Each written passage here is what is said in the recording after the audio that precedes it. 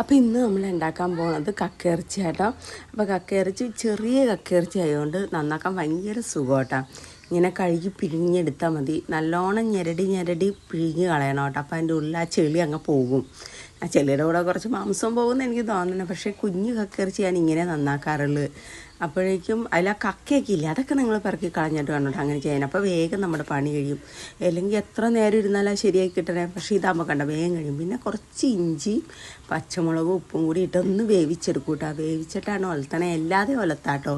പക്ഷെ വേവിച്ചിട്ടാണ് ഇപ്പോൾ ഞാൻ ഒലത്തണേ. എന്ന് പറഞ്ഞാൽ ഇവർക്ക് കൊടുക്കുമ്പോൾ മിക്കവാറും ഞാൻ ഫ്രൈ ആയിട്ട് എടുക്കാറ്. അപ്പം അതുകൊണ്ട് ആദ്യം തന്നെ വേവിക്കും. അപ്പം ഞാൻ ആദ്യം തന്നെ ഇങ്ങനെ മഞ്ഞൾപ്പൊടി ഉപ്പും ഇഞ്ചിയും പച്ചമുളകും ഇട്ട് വേവിക്കാൻ വെച്ച്. ഇനി ഇതാവുമ്പോഴേക്കും നമുക്ക് വെളുത്തുള്ളിയും ചുവന്നുള്ളിയും ഇഞ്ചിയൊക്കെ ചതച്ചതിട്ടിട്ട് ഫ്രൈ ചെയ്തെടുക്കാം. അപ്പോഴേക്കും നല്ലോണം ഫ്രൈ ആയി കിട്ടുകയും ചെയ്യും, വെള്ളമില്ലാതെ. അല്ലെങ്കിൽ ഈ പടാകുമ്പോഴേക്കും ഇങ്ങനെ തന്നെ നേരിട്ട് നമ്മൾ അടുപ്പിട്ട് വെച്ച് കഴിയുമ്പോൾ വെള്ളം വരും. അതുകൊണ്ടാണ് ആദ്യം ഒന്ന് വേവിക്കണം. ഇപ്പോൾ കണ്ടോ, ഒരുവിധം നല്ലോണം വെന്തിട്ടുണ്ട് കേട്ടോ. ഇനിയിപ്പോൾ അത് ഊറ്റി മാറ്റിയിട്ട് നമുക്ക് അടുത്ത ചട്ടിയിൽ വെച്ച് ഇത് ഫ്രൈ ചെയ്യാം. മിക്കവാറും കക്കയിറച്ചിയൊക്കെ വാങ്ങിക്കുമ്പോൾ ഇങ്ങനെയായിട്ട് ചെയ്യണം. നിങ്ങളെങ്ങനെ ചെയ്യാറ്? നേരത്തെ പണ്ട് എൻ്റെ അപ്പൻ കക്ക വാരാൻ പോകുമായിരുന്നു കേട്ടോ. ഞങ്ങളുടെ വീടിൻ്റെ അടുത്ത് പുഴയുണ്ട്. അപ്പം നിറച്ചും കക്കയിറച്ചി വാരിക്കൊണ്ടുവരും. പണ്ട് വീട്ടിൽ കൊണ്ടുവന്നിട്ട് പുഴുങ്ങിയെടുക്കണം കക്ക വാരിക്കൊണ്ടുവന്ന്. അത് പക്ഷേ ഇതുപോലെയല്ല, വലിയ കക്കയിറച്ചി ആയിക്കോളൂ. ഈ കല്ലിമ്മക്കായൊക്കെ ഇല്ല, അതുപോലെ വലിയ കക്കയിറച്ചി ആയിക്കോട്ടോ.